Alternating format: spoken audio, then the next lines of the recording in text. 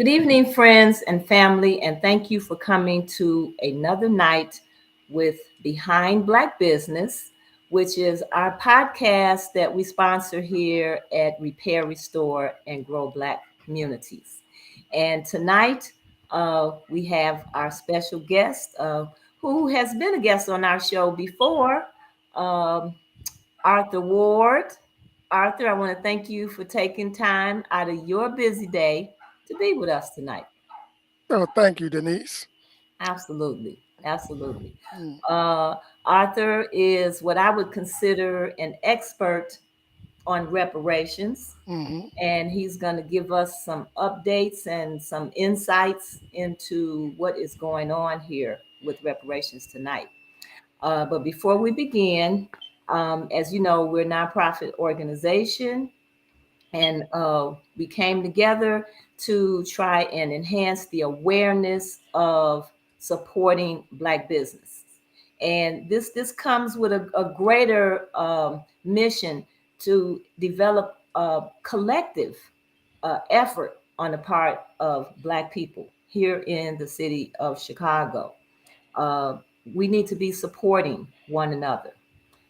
We need to be looking for Black businesses to support, and our Black businesses need to be supporting one another because we have the opportunity to circulate those dollars and lift each other up by mentoring, giving opportunities, and just supporting each other's efforts.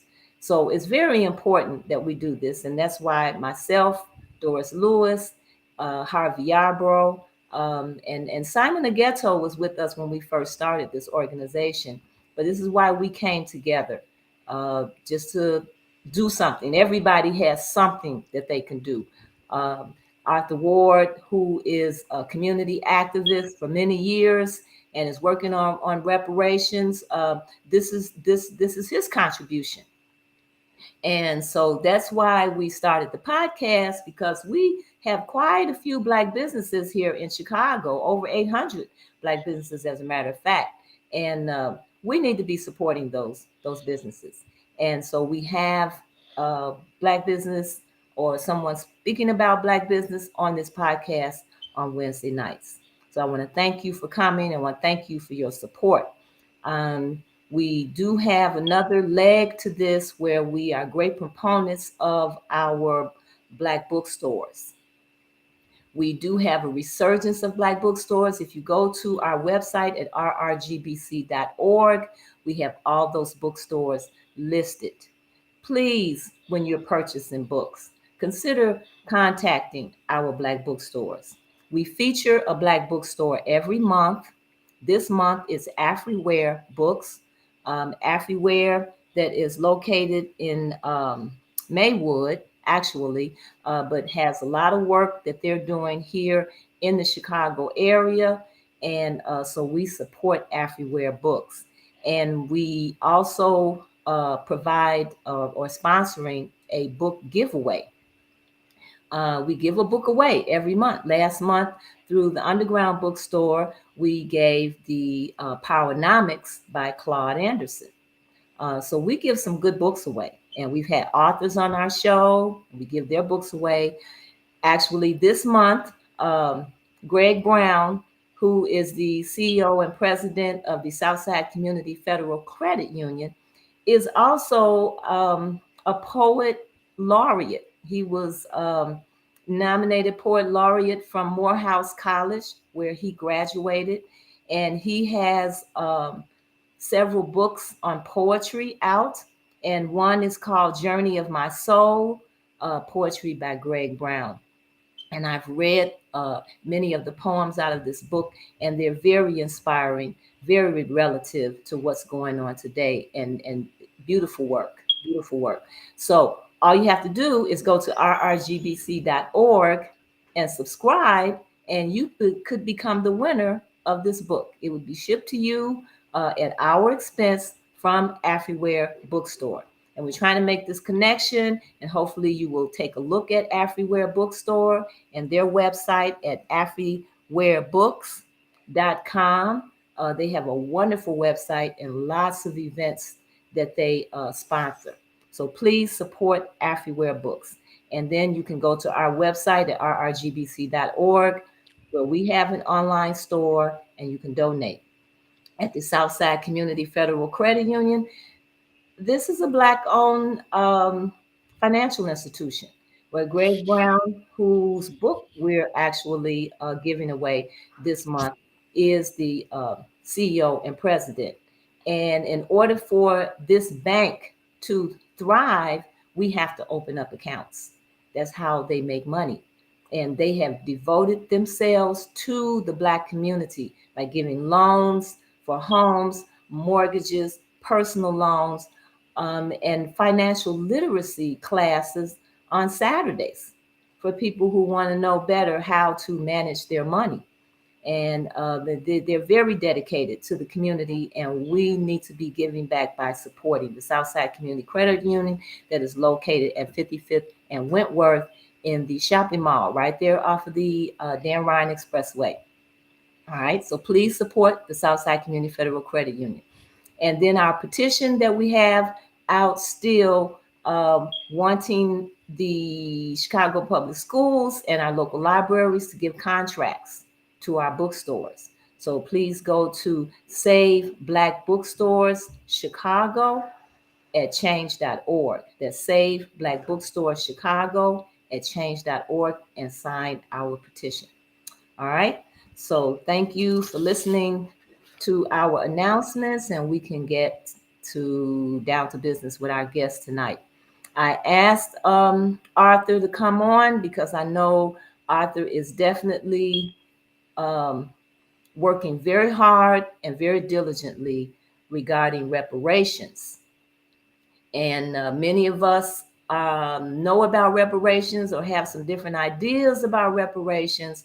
And I felt Arthur could come on here and talk about that tonight, because this is something that is due the Black people in this country for the contributions that we have made, and this is something that could definitely enhance uh, our position and our quality of life in this country. So Mm, Arthur he serves currently as the vice president of Freedmen Chicago, and he was the former vice president of ADOS, and he's also former assistant director of legislation for the Chicago chapter of the American Postal Workers Union. Very mm. interesting background here. So, Arthur, I want you to first, if you would start off by giving an explanation of what reparations is, so Okay. people can have an understanding. Okay. Well, thank you, Denise. First of all, that in an overall sense, reparations is the repayment of a debt that is owed to people that are lineage from slavery in the United States. That debt consists of several things. The repayment of that debt consists of several things like cash. Cash is definitely the number one component of reparations. Mhm. Tax relief, as far as like federal income tax, certain programs that would be set aside for education, business, grants for housing, things like that. And this is something that would go on for a number of years, let's say maybe 3 to 4 generations ahead, Mhm. starting with the generation that's alive now. Also, just to clarify something that Denise said formally in in the introduction, reparations is not for all Black people in the United States. It is specifically for those that are lineaged from slavery in the United States, not people that have gotten here from the Caribbean, not people that have came here recently from Africa, only those that are lineage from slavery here in the United States. And it is a debt, not a social program. It Mhm. is not just something that will patch up the financial position of people that happen to be poor. For example, if I'm a billionaire and you owe me $5, the fact that I'm a billionaire has nothing to do with the fact that you owe me $5. Mhm. It's a debt, not a social program, not a welfare program, a debt. So, recently, a lot of people have observed all of the reparations efforts that have been launched in certain localities and states.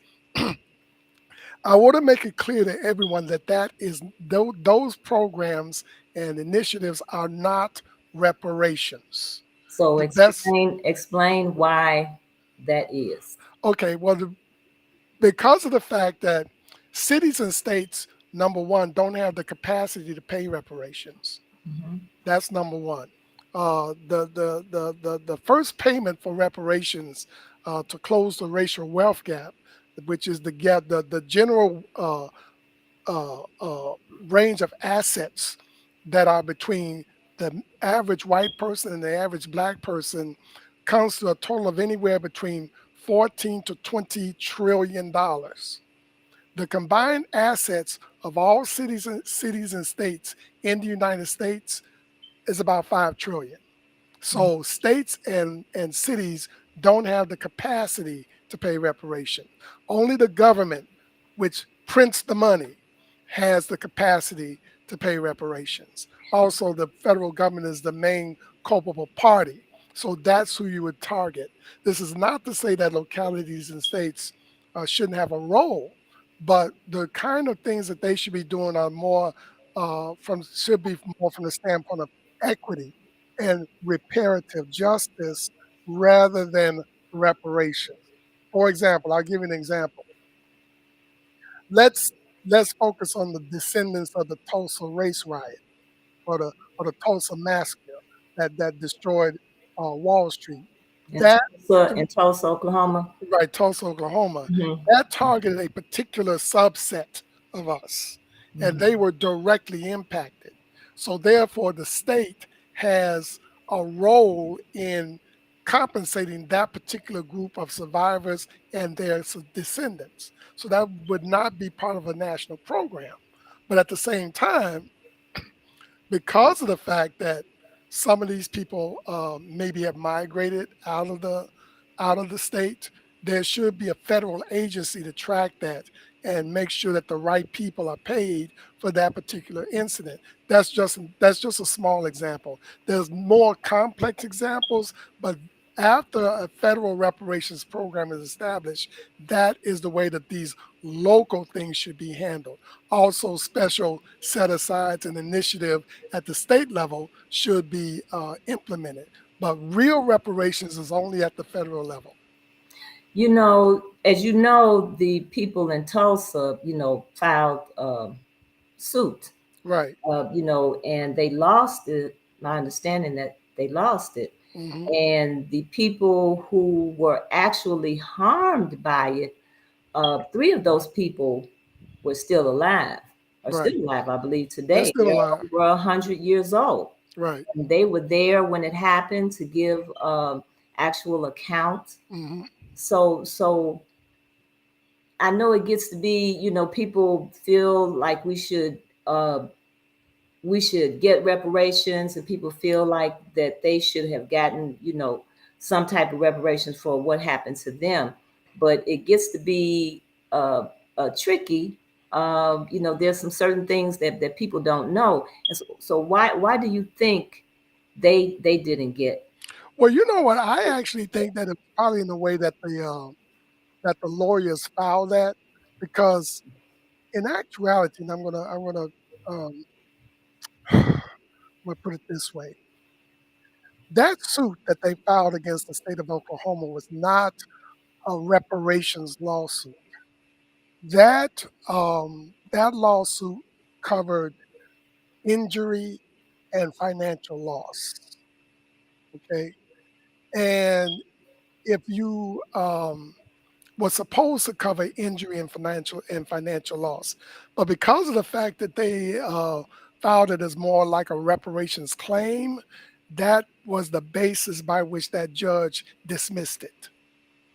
So right now, my understanding is that the lawyers involved are now filing an appeal, and I think they're going to do the appeal on a different basis at this time. But since they did file it on the basis of reparations, they shouldn't have done it that way. I think they would have gotten a lot farther if they had filed it on the basis of injury and financial loss. Hmm. So when we look at reparations for Black people in America, Hmm. for the injuries of slavery in Hmm. this country, and you got different people um, that have gone after reparations. Hmm. You got people, you've had in Cobra, Hmm. you had their position, and then you mentioned the Pan African people who felt that they should be getting reparations, Hmm. and then you had ADOS, Hmm. and now we have Freedmen. Right. All right, so can you break down the differences there? Well, the real outlier here is the Pan Africans. Mm-hmm, Basically, in terms of like what the lineage side of the argument is, the FBA, the ADOS, the Freedmen, 99, 97% of what we're after is the same. Okay, mm-hmm, it's only the Pan Africans that are trying to do reparations based on race only. mm-hmm, You know what I'm saying? And because of recent, well, actually, because of recent Supreme Court decisions, and also the doctrine of strict scrutiny, which came out in 1938, you can't do that anymore. You mm-hmm. cannot do anything based on race. You have to do things based on injury. Injury. Mm-hmm, Okay. And so, for example, since we were injured by number one, slavery, and then number two, by post slavery things that happened to us at the federal, state, and local levels, even though we would not be going after reparations based on race, this particular group of Black people were the primary targets of those kinds of actions. So therefore, 99% of those that would be classified as descendants of slavery in this country would be eligible for reparations. okay, so Does when that make sense to you? yes, and when you say slavery, um, I'm sure you look at all the specific injuries that occurred. Yeah, I mean, they're too numerous to Slavery. talk about here, but the primary loss was financial. Mm-hmm. Because we really can't focus on atrocities so much, like lynchings and other atrocious things that they were doing to us. The basic thing that we Well, have to go okay, now I'm going after. to ask why, because when I look at those things, those atrocities, Yeah, that's what most people are coming to the table with, yeah, because and this is where they'll we lose. see we see the injury, we see the ill effects of that. Right, We're experiencing the ill effects of that right, today. right, It's like it won't go away. You right. know, even but then I guess even if you get the money, still the ill effects. A lot of the ill effects are still there. Well, you kind of have to look at in the same way. For example, let's say if you have a family member that dies a particular way uh, due to some accident or whatever, and let's say you're the beneficiary of that insurance policy, even though you're going to get the money, two limits are involved. There are limits to what an insurance company will pay, and there are limits to what can be healed. Okay, Now, as far as like the internal part, we're kind of like on our own. You understand what I'm saying? And the best that the United States can do at this point is to Mm-hmm. do some kind of financial reckoning, some kind of special set aside uh, uh, uh, um, actions that they could do, making us more favorable in terms of tax treatment. And basically, that's about the limits of what they can do. Now, Dr. Darity has came up with a formula called the racial wealth gap. And it does make a lot of sense, even though the payment would be substantial as far as like what's coming out of the United States. But we do know that the United States is capable of doing it. There are limits to that too. So we just have to do the best that we can. Reparations is not really to make anybody rich, but it is to get you at least on a financial par with the greatest section of white Americans. If you got, and I tell Black, well, they need to give us $20 million a piece. Well, they ain't gonna do that. Okay. But Mm-hmm. if you're a family of four and each one of those people are getting a wealth closure check of $380,000 a piece, and y'all can't do nothing with that. I mean, you know, So is there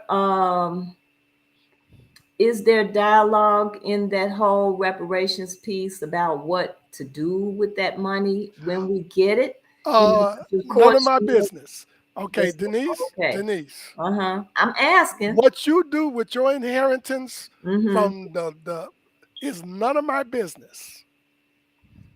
Because see, a lot you know what a lot of people say. I know, but Get but the the money same and people, give it what right what back. what kills me about those same people, those Mm-hmm. are the same people that you can't tell what to do with their money.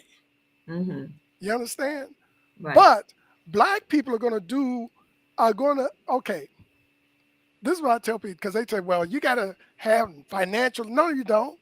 Not with money that how do I look? I owe you $20. And then I'm telling you that you got to be pre-qualified in order for me to pay you back. You, Mm-hmm. think about what I'm saying here. Mm-hmm. Black people have always, they're saying, well, you should go to, a bunch of black businesses yourself. A lot of those black businesses would take that money and improve their businesses. Mm-hmm. Does that seem reasonable? Well, I know the main conversation that's on the table right now Yeah, is the collective. yeah. How important it is for us to operate as a collective. We have That never operated as a collective in that sense. All right. We have operated basically the same way that most Americans operate. mm-hmm. Think about how many black people we built whole towns Yes. without reparations. Mm-hmm.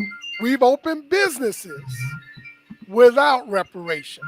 Right. So the main thing that reparations is going to do is that first of all, those black people that are already business minded, they're going to use that money to expand their business. And then those black people that have been wanting to go into business but didn't have the capital will be going into business. Mm-hmm. You're going to see an explosion of black businesses. And I keep telling people that you better buy before reparations pops off, you better buy stock in Menards, Lowe's, and Home Depot because those are the three companies that's going to be making the money.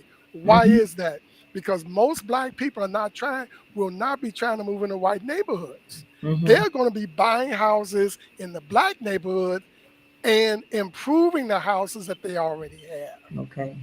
Does that make sense? It makes sense. It makes sense, and obviously you have confidence in us Yeah, that because we. we do that now. Mm-hmm. We do that now. Mm-hmm. I mean, you see people, they be trying to open a business. They just ain't got the money. But That's right. they don't want to go back to working for the white boy.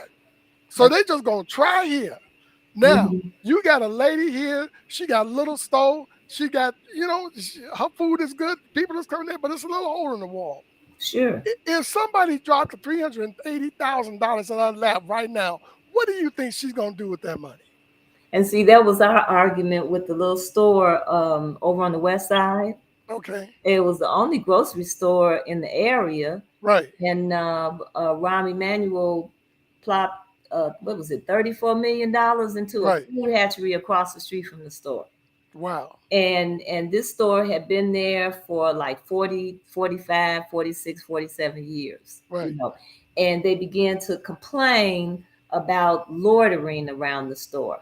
But Hmm. I'm like, if they just had have given him $1 million to fix his whole, because he had a whole strip mall, Right. he owned the whole strip mall. Right. They had just given him $1 million, what he could have done with that Yes. to improve what was there. But Exactly. that didn't happen. Right. And that's what you continue to see us being Exactly. under resourced, under resourced, Most black businesses are undercapitalized. mm-hmm, That's the only thing. Most black businesses are undercapitalized. Black people that have a business mindset are not going to just stop when reparations comes. They're going to expand their stuff. That's what mm-hmm, they're going to do. Okay. Uh, and the other thing too, what I tell white people, I said one of the things white people is that y'all gonna have a whole lot more jobs too, because there's gonna be a lot of black people that been wanting to go into business. They get that money, they gone. So Bubba, you got a job. and so see, so so if that's the case, what is Yeah. the fear? What is the fear? You know, Uh, it's or what is the reluctance? What is the, you mentioned it, the Biden and white fragility. Biden's white, immigrants built this country, Yeah, what is the, it's white fragility. It's white fragility. Despite this is the thing about black people that they're afraid of. White people got on notice when out of slavery with nothing, we built all these damn towns. Mhm, They looked at that stuff, they said, damn, now they did all this with no money. mhm, Imagine what they do if they got some money. Okay. And we're not talking about knuckleheads like people that are basketball players in the NBA, people like that. Those are not business people. mhm, They're just they're just highly compensated employees that know how to bounce a ball. We ain't talking about those kinds of people. We're talking about people like you and me and other people that we know that will take $1 and turn it into 1,000 some kind of way. And mhm, white people know that we're capable of doing that. They also know that we're also capable of creating new systems mhm, independently of them, just mhm, like we created policy, which turned mhm. into the lottery. Absolutely, You understand? The first credit absolutely. unions were us. We were the first credit unions. We Mhm, know how to create systems. mhm, Okay. So when you let us into these areas, we always excel. Always. That's the fear. that's the fear. That's the fear. But see, on the other hand, this shows that the white people don't totally understand the black mentality. Our mentality is not to run white people. Mhm, Our mentality is about having some peace and letting us make our money without interference. That's our mentality, right. you know. And there will be a big shift. There would be a big shift in the way that we deal with white people, let's say 10 years after reparations, because our primary contact with white people is commercial. Mhm, Okay. But 10 years after reparations, it will be a lot more, instead of customer to retailer, it will be business to business. mhm, You understand what I'm saying? Because there'll be a lot more black businesses opening up. There'll be a lot more black businesses expanding. There'll be more black people employed by black businesses. So therefore, it's going to be a shortage of black labor within white businesses. mhm, That's going to happen. And the other thing that's going to happen too, Habib is going to have to get up off that gas station. mhm. Okay? Yeah, because they own all of the gas stations. Right, The right, areas own all of the gas stations. And I right, was just telling someone the other day, like over on the west side here in right, Chicago, right. we had a lot of black owned gas stations. Gas stations. A lot of black people own gas stations. We had our own beauty supply stores, Right. and a lot of those beauty supplies. If you were watching Soul Train every Yeah, Saturday, you right. saw soft Johnson shaving products. products. Yeah, Johnson products being advertised, and Mhm. black people were going to these beauty supply places, and we had our own everything. Right, A lot of work that you had done in your house, was done by somebody in the family or a friend or whatever that knew how to right, do that and work on the cars.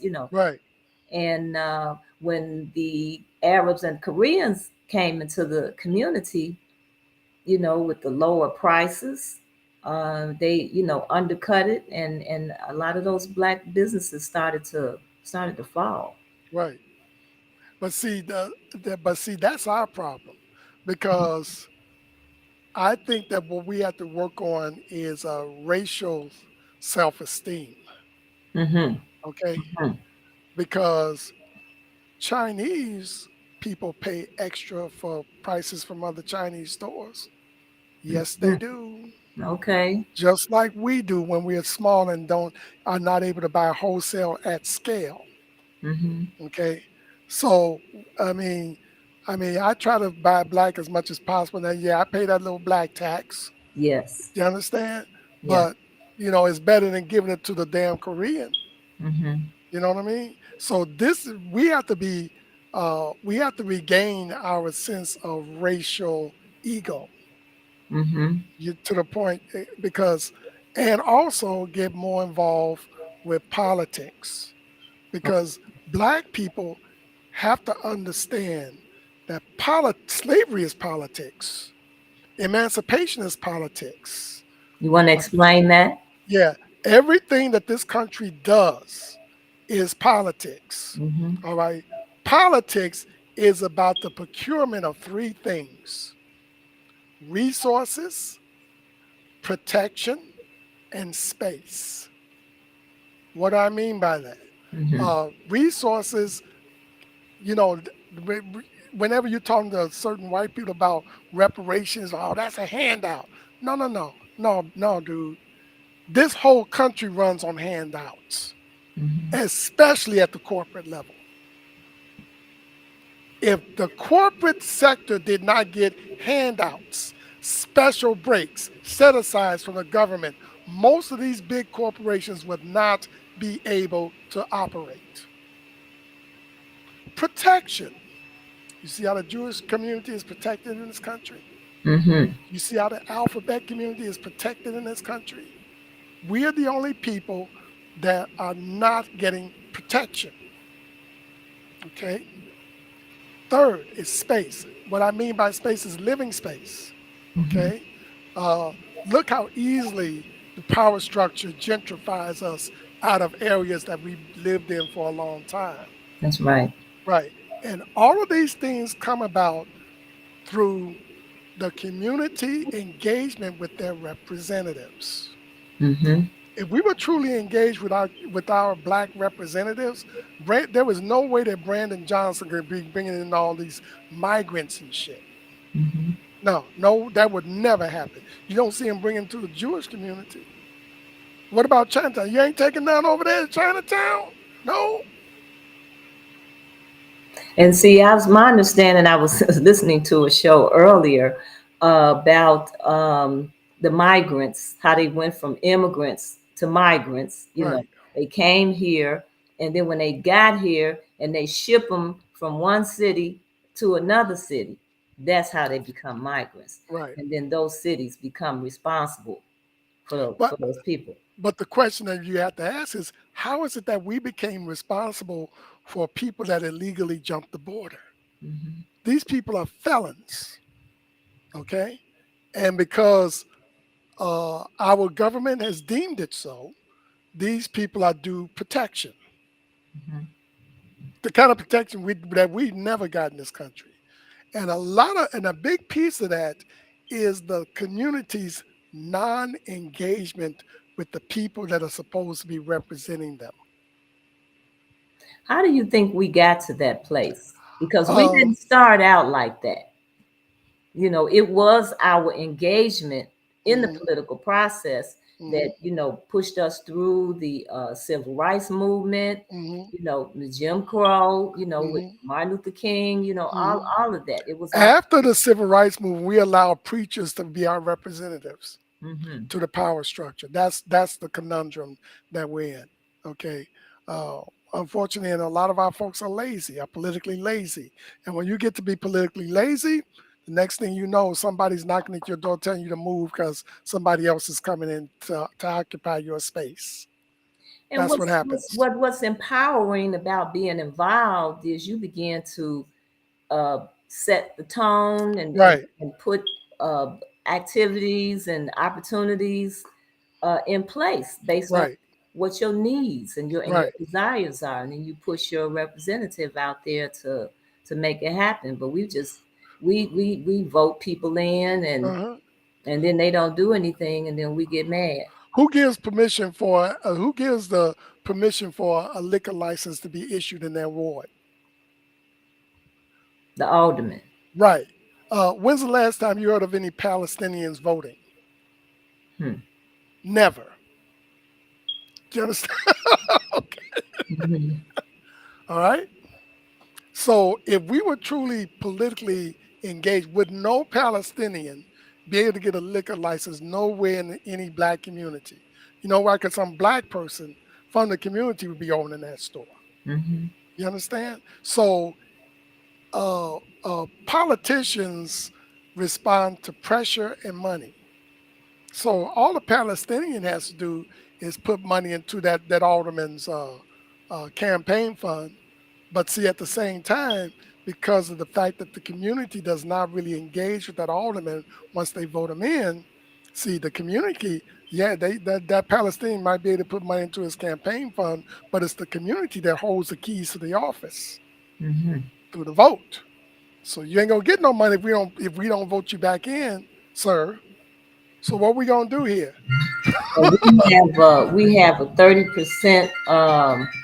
We have a 30% voting rate here in Chicago, Right, and that's overall. So I mean, our numbers are even smaller. right. Well, and my thing with those sightings of numbers are this: I don't care what white people are doing. What are we doing?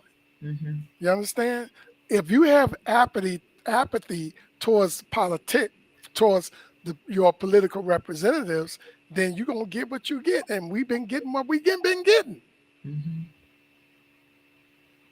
And when you talk about protection, what areas do we need to be protected in? Well, generally, the police backs up the community's will. Hmm. If the community, through their representatives, said we don't want Pookie running around shooting, I want to be able to watch my TV without a bullet coming through my window, and enough people are pressuring. Believe me, Pookie would disappear. That's what I mean by protection. Hmm. Politics and the police respond to the community's will. Hmm. And if you have a spirit of non-engagement, then you get what you get. Gotcha. Well, that's one area in terms Yeah. of protection for our safety, and then in terms of economics. Well, economics comes about through several things. Um, racial racial ego. You notice that when Koreans are over here and they got their little, they don't spend nothing with no black business whatsoever. Mm-mm. No, that's their policy. Right? That's a policy. Uh-huh. That's a We policy. don't have no policy. We don't have any kind of code or anything. We Mm-hmm. don't have no policy, and that's why we lose money all the time. Um, but but um, but business only flourishes in a solid partnership between the finance community, the politicians, and the will of the community. Without those three in places, you ain't gonna have nothing popping. Well, I think what you mentioned about political astuteness and awareness, I think we're not doing a good job of teaching politics in the schools, Hmm. um, and then having those discussions. in the home. Well, the place where politics really should be discussed is at home. Mm-hmm. And if you got some churches that may be politically active, maybe there, but we do. But and this is the killing part, Denise. Mm-hmm. We are the people that are most affected by politics, Mm-hmm. but we have the least engagement. Okay. You understand? Mm-hmm. Again, when we were emancipated from slavery, that's politics. Right. Right. When Hitler was over there gassing Jews, that's politics too. Mm-hmm.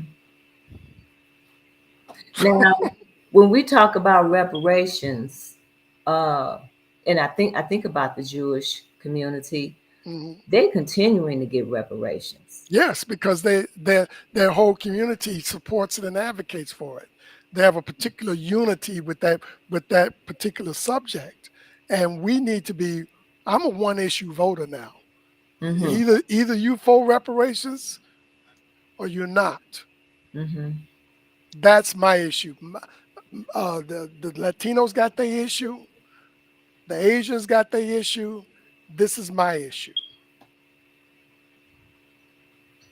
Absolutely. You understand? And we Mm-hmm. got to, we got to be about that money. Mm-hmm. We and see a lot of our churches have us laying down. Really, I But mean, you're right. This seems like they're the ones that's getting all of the money, and then they're the ones that bring the few little votes in. yeah. Oh, uh, Well, yeah, they bring in a few little votes. But the other thing too is that they've made a they made us accept suffering, mm-hmm. and suffering is supposed to be some kind of righteous thing. You understand? Mm-hmm. It's not righteous. It's a sin. Uh, it's a sin Mm-hmm. to be um to raise your hand against your enemy. Okay. It's kind of crazy how we operate. Mm-hmm. We get kicked by everybody because we allow it. We don't bite back like Jewish people do. So you Insult think them, they so bite you back. so you think it's something in the philosophy or the Yes, teachings of Christianity? yes, definitely. What? How far can you get in America when you are blessing your enemies? That makes no sense.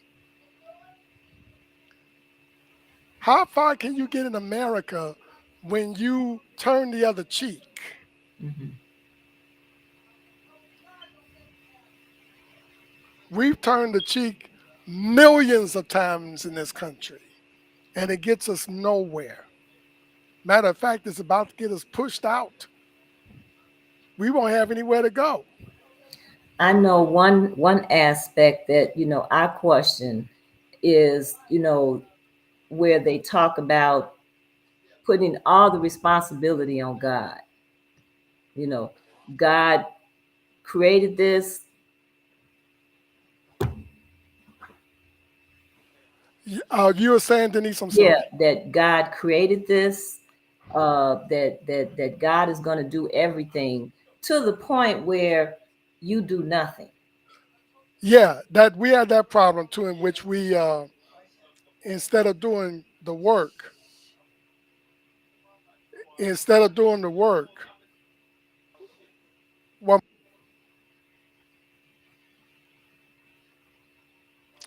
instead of doing the work, we laid on some entity that we're not even sure exists. Mm-hmm. And if it does exist, it hasn't done a very good job in terms of us. Mm-hmm. Because if that was the case, look at our position. Mm-hmm. If we're equal children of God, aren't we at least as good as white people? That's right. And if God is in control, why don't we have a life that's as good as his other children? Mm-hmm. These are the questions that we need to ask, That's right. because we do more praying and tithing and all that stuff more than any other group in this country. More But than at the same time, God, if he exists, has shown his lowest point of performance in terms of benefiting us as as a people? These are the questions that you need to ask. Absolutely. We have more churches than anybody, but Mm-hmm. we're the brokest people in the country. So Mm-hmm. you tell me this, how in the hell do you have God and a ghetto in the same spot? Tell me how that works.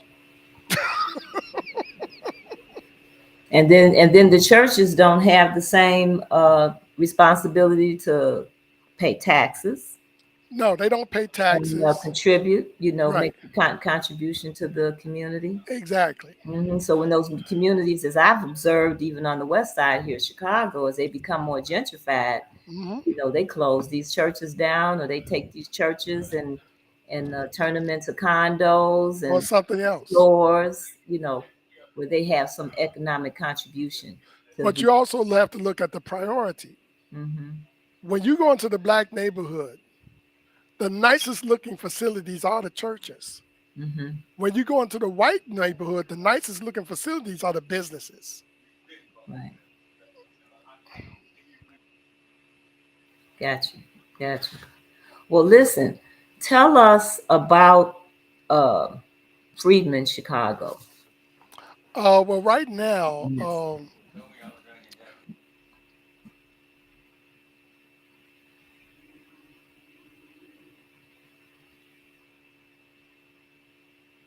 Okay, our guest is yes, a yeah, little it's a lot of distracted going right on. here.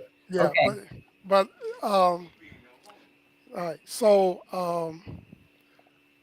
what was I going to say? you were going to talk about Freedmen Chicago because you're Okay, a vice president of Freedmen yeah. Chicago. So, yeah. So, right now we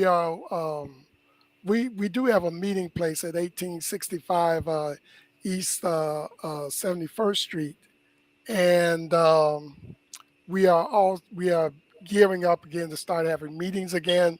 We'll let everybody know when those start again. Hmm. Right now, I've been working with the Boston Freedmen organization because they want to do a reparative justice program there.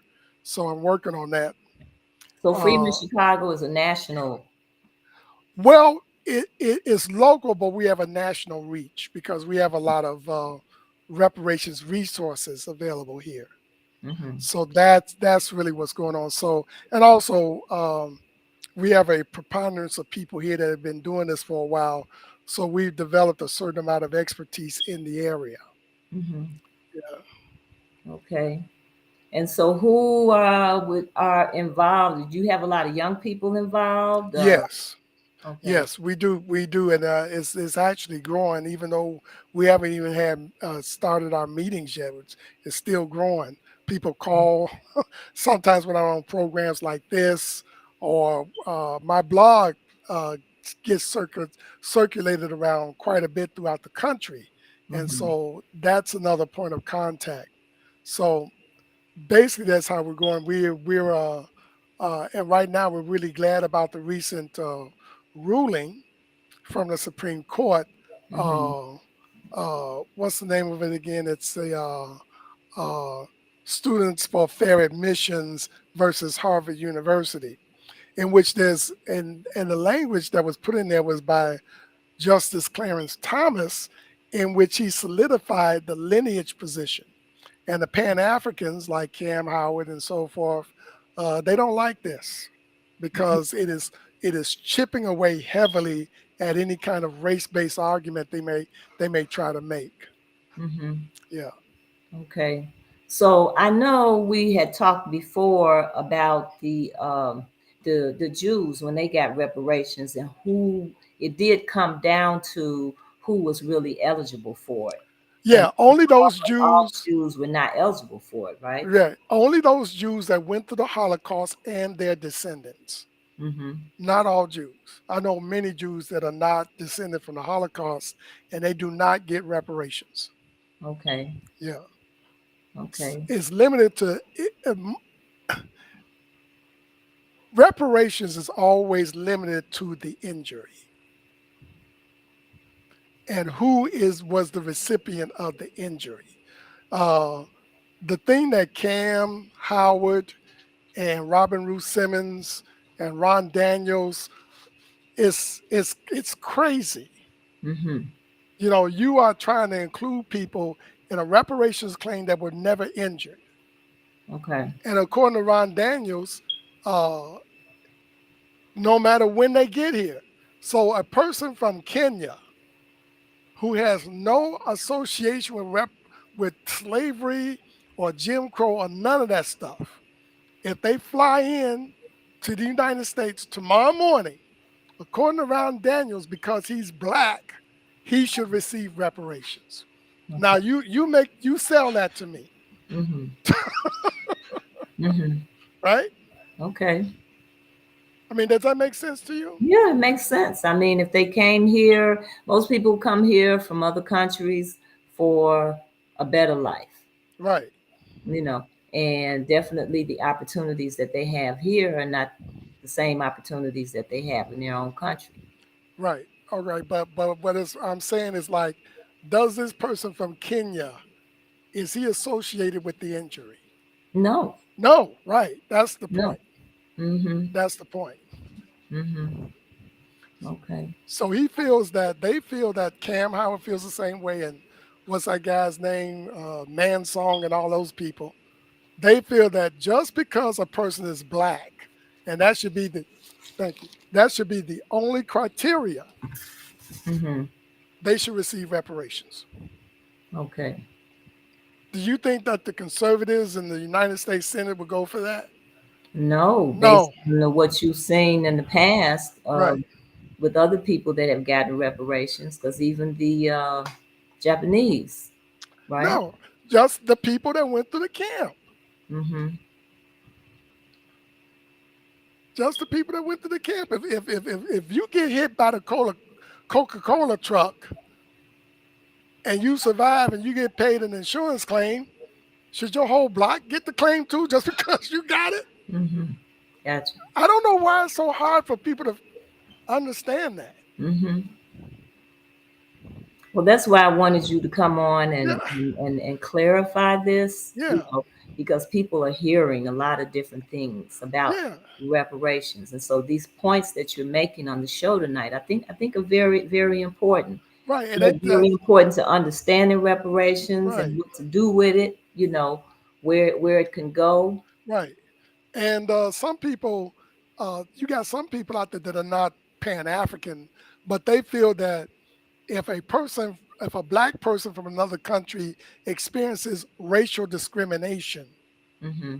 that's not a basis for reparations. Mm-hmm. Okay, because reparations, that's not what reparations is for. No more than Jewish Holocaust reparations are not for just some particular Jew that might have experienced some kind of anti-Semitism. That's not what that's for. That reparations is for those people that were injured because of a particular incident, Mm-hmm. not because you were Jewish and never went through the Holocaust and your mama didn't go through it and somebody made an anti-Semitic statement towards you. That's not what it's for. But when you talk about those protections that are in place, Yeah. then they all kind of benefit from that. Yes, they do in a secondary way. Yes, they do Hmm. because of particular actions that have been done to Jewish people in particular. Okay, but as a subgroup, Holocaust victims are a subgroup, just Hmm. like we, the descendants of slaves, are a subgroup within the body of black people in this nation. Hmm. Yeah, we're the ones that went through it. The trajectory is always slavery. The beginning of the trajectory is always slavery. Right. And then all of the harms that happened to us after slavery. Because after slavery, they came up with all kinds of ways to put us in neo slavery, like sharecropping, convict leasing. Hmm. You understand what I'm saying? Sure. All kinds of mess that they came up with to put us in neo slavery. So, and then most of the town burn downs like Tulsa, most of those happened in the first quarter of the 20th century, not in the 19th century. Most of those happened in the 20th century. The Right. majority of lynchings happened in the 20th century. That's right. So it ain't that long ago. Mm-hmm. Even if you cut out slavery, even if you cut out slavery and just concentrated on everything that they did to our people starting from 1900 on, Mm-hmm. that would be a great and beautiful argument for reparations. Okay. Then you got another problem. If you want to do a race based Cam Howard, do you know that we've got 3,000 people here that are descendants of the original Africans that sold our antecedents to the Europeans? Hmm. Do they get a reparations check too?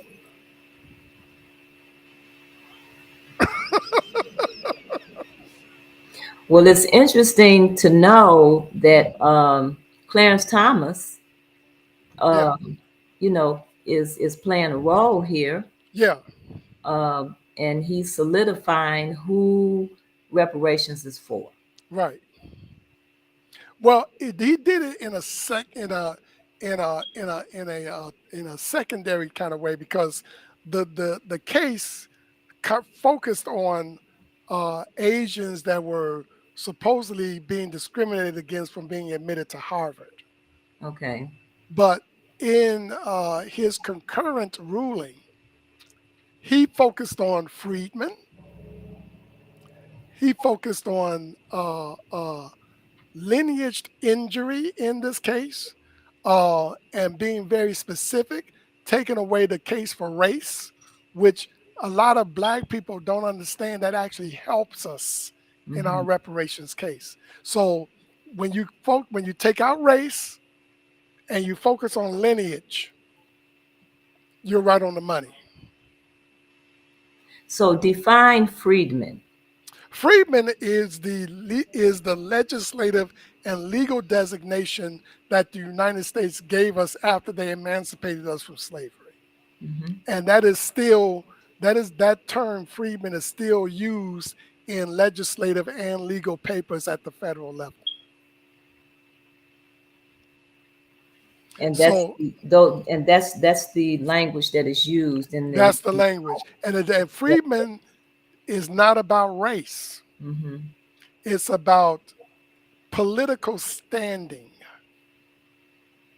based upon injury. So that describes us. That particular term describes our political standing in relation to the injury that we suffered as a result of being enslaved. So where do we need to go from here? Well, we need to be pressuring our federal legislators to first of all, we need a properly written um, reparations bill. HR 40 is total garbage. Mm-hmm. Matter of fact, anything that Cam Howard touches in terms of reparations turns into garbage, and he is the principal writer of HR 40 in the form that we have now. It's terrible. It's really a Pan African bill, and even if by some miracle it did pass, um, it would be shot down at the Supreme Court level because it is a race based document, not a lineage based document. Mm-hmm. So that's the first thing. We already have a properly written bill called HR 1865.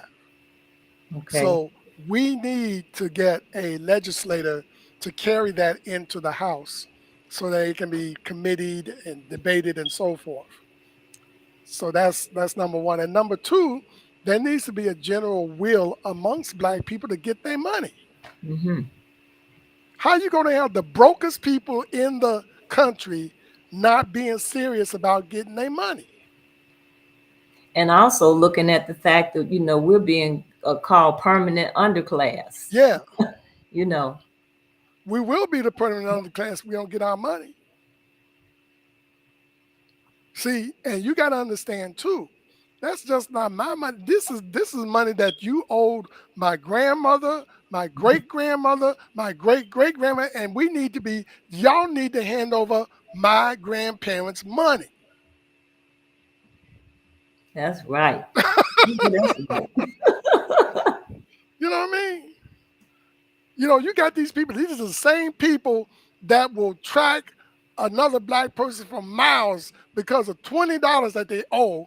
But at the same time, you're not on the neck of your legislators to get you that $380,000 wealth gap closure check. Are you serious? Absolutely.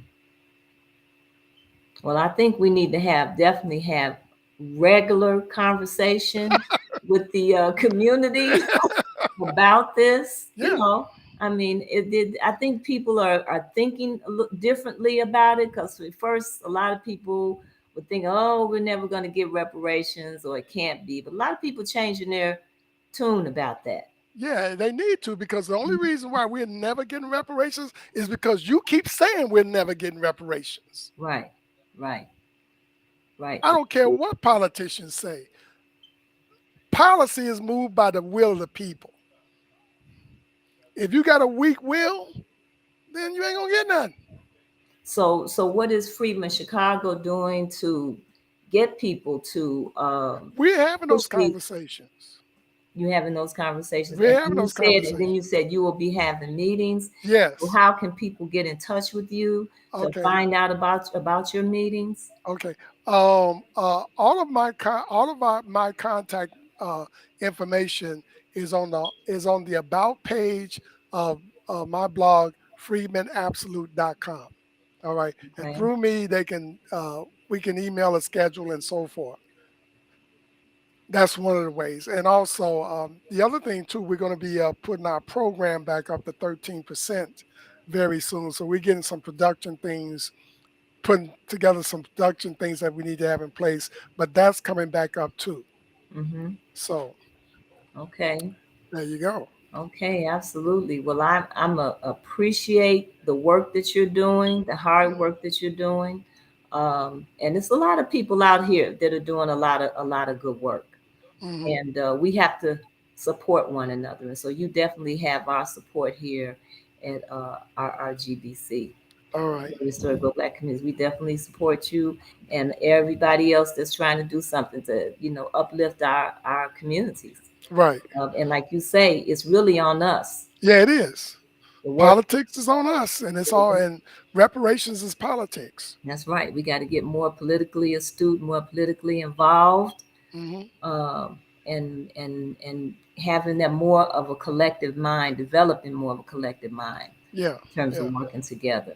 Right. You know, and I think we can do it. Matter of fact, I know we can. You know, can okay. That's right. I know we can. Okay. Okay.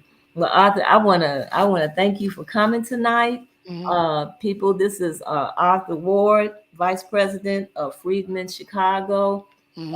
Arthur is fighting for reparations. His organization is fighting for reparations for our people, Hmm. and you're doing some great work. Well, thank you. Thank you very much, Denise. Mhm. So I want you to continue.